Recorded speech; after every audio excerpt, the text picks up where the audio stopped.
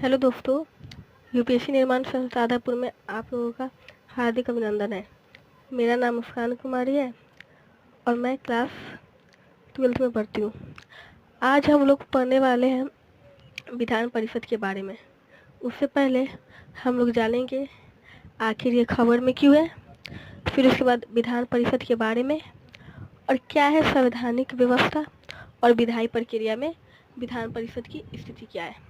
चलिए हम लोग जानते हैं कि हाल फिलहाल में ये आखिर चर्चा में क्यों आ गया है। तो अभी वर्तमान के जो बिहार के आप लोग जानते हैं, हमारा जो भारत हो गया, यहाँ पे बिहार है। जो बिहार के जो यहाँ पे विधान परिषद है, एक विधानसभा रहता है, देखिए एक रहता है विधानसभा और एक होता है विधान परिषद। तो वही हाल फिलहाल में बिहार के विधान परिषद में 5 सीटों के लिए चुनाव हुआ है। यहाँ के 5 व्यक्तियों के सीटों के लिए चुनाव हुआ है, तो इसलिए ये चर्चा में बना हुआ है। अब चलिए, अब इससे जुड़े हम लोग कुछ विधान परिषद के बारे में जान लेते हैं, ये क्या होता है। तो विधान परिषद जो होता है, ये विधान परिषद, ये हो गया विधान परिषद। ये क्या होता है, राज्य मतलब सभी राज्यों के उच्च सदन के रूप में कार्य करता है। एक होता है विधानसभा,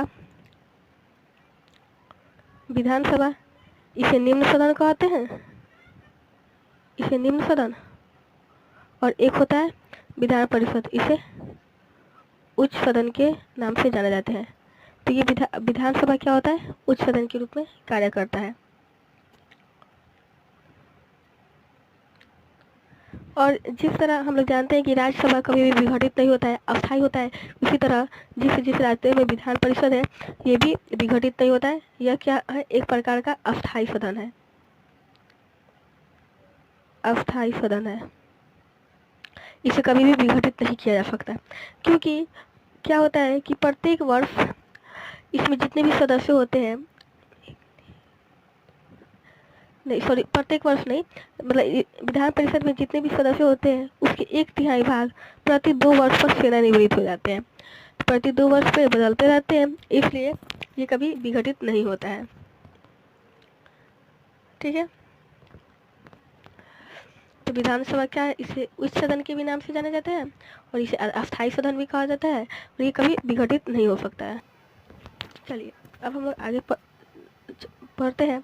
और इसके जितने भी सदस्य होते हैं विधानसभा के सदस्य, तो सदस्य का कार्यकाल कितना होता है, 6 वर्ष के लिए होता है।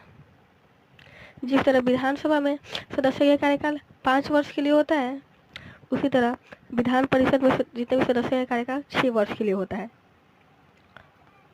ठीक है, और ये जो विधान परिषद में मतलब जितने सदस्य रहते हैं तो उनकी संख्या कितनी होनी चाहिए, तो ये विधानसभा के सदस्य का 1/3, मतलब इसमें मान लीजिए 100 लोग हैं तो उसका 1/3 भाग विधान परिषद में सदस्य होने चाहिए। और कम से कम 40 व्यक्ति से कम नहीं, लगभग तो 40 व्यक्ति होना चाहिए।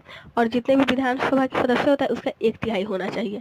ठीक है, तो विधानसभा परिषद के बारे में हम लोग जाने, इसे उच्च सदन के नाम से भी जानते हैं और इसे अस्थायी सदन भी कहते हैं, क्योंकि ये कभी विघटित नहीं होता है।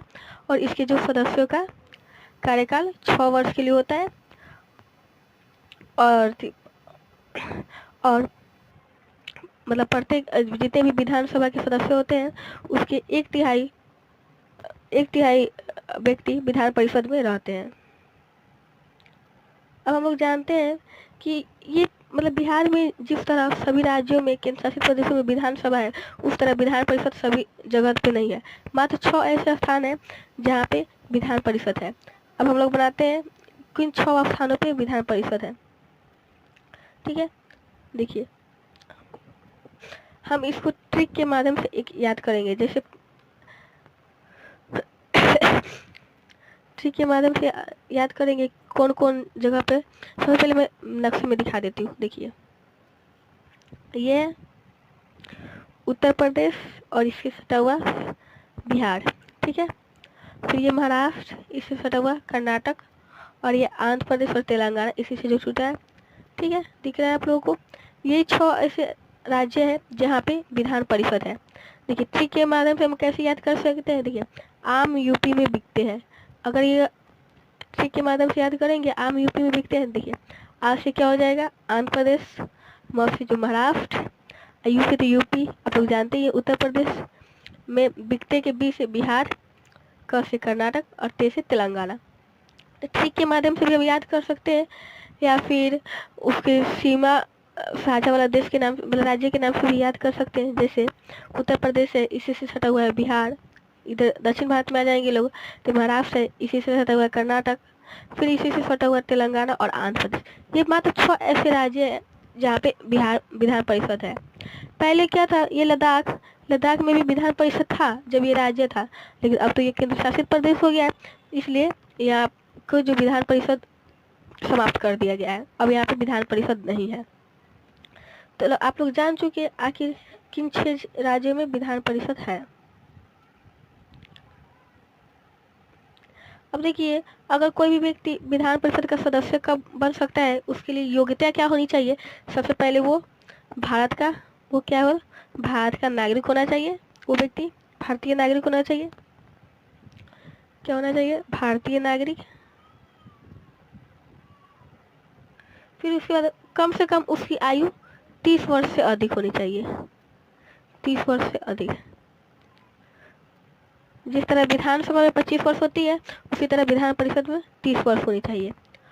और कोई व्यक्ति है वो मानसिक रूप से असमर्थ नहीं होना चाहिए।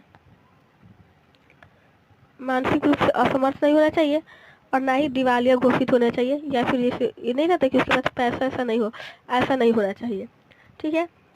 और जिस क्षेत्र से अगर वो चुनाव लड़ा है, उसके मतदाता सूची में उसका नाम अवश्य होना चाहिए। क्या क्या होना चाहिए, सबसे पहले तो वो भारत का नागरिक होना चाहिए। जिस राज्य से लड़ रहा है उसकी मतदाता सूची में उसका नाम अवश्य होना चाहिए। 30 वर्ष से अधिक आयु होनी चाहिए, और मानसिक रूप से दिवालिया घोषित नहीं होना चाहिए। मानसिक रूप से असमर्थ नहीं होना चाहिए, या फिर दिवालिया घोषित नहीं होना चाहिए। ऐसे व्यक्ति है तभी वो विधान परिषद का सदस्य बन सकता है। अब हम लोग चलिए आगे हम लोग जानते हैं कि क्या है विधान परिषद के तो बारे में हम जान लिए। अब लोग जानते हैं क्या है, ये देखिए क्या है संवैधानिक व्यवस्था। इतना समझ में आ गया आप लोगों को कि विधान परिषद क्या होता है। अब आगे टॉपिक के बारे में क्या है संवैधानिक व्यवस्था, इसके बारे में हम लोग पढ़ते हैं। चलिए अब हम लोग इस संवैधानिक व्यवस्था के बारे में पढ़ने जा रहे हैं। तो सबसे पहले जो भारतीय संविधान के मान लीजिए ये हमारा संविधान का किताब हो गया,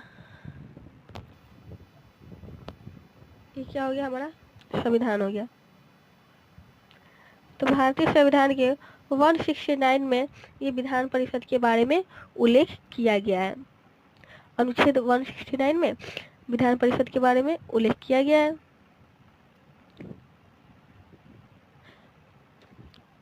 जो विधान परिषद के बारे में, फिर इसके आगे हम लोग पढ़ते हैं कि जैसे किसी भी अगर विधेयक को पास करना होता है, तो जैसे विधानसभा में जाता है, फिर उसके बाद विधान परिषद में जाता है, तो क्या हो सकता है कि विधेयक के लिए ये कम से कम 14 दिन के लिए रोक सकता है।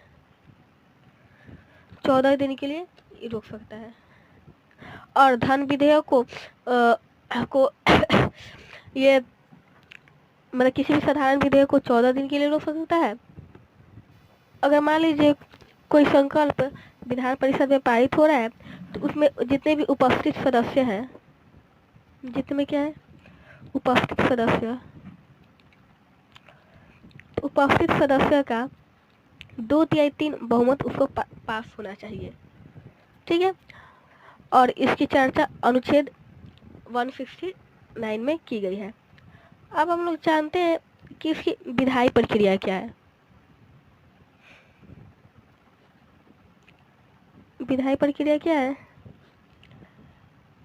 तो सबसे पहले किसी भी साधारण विधेयक को मतलब विधान जैसे एक हो गया, देखिए एक हो गया विधानसभा और एक हो गया विधान परिषद। तो क्या होगा विधान परिषद, तो किसी भी साधारण विधेयक को पारित कर सकता है। किसी विधेयक को पारित करना होता है तो साधारण विधेयक सबसे पहले विधान परिषद में लाया जा सकता है। और लेकिन अगर सबसे पहले इसमें लाया जाता है तो अंत में इसमें जाना अवश्य है। और अगर विधानसभा के सदस्य उस पर सिग्नेचर करेंगे तभी वो पास होगा।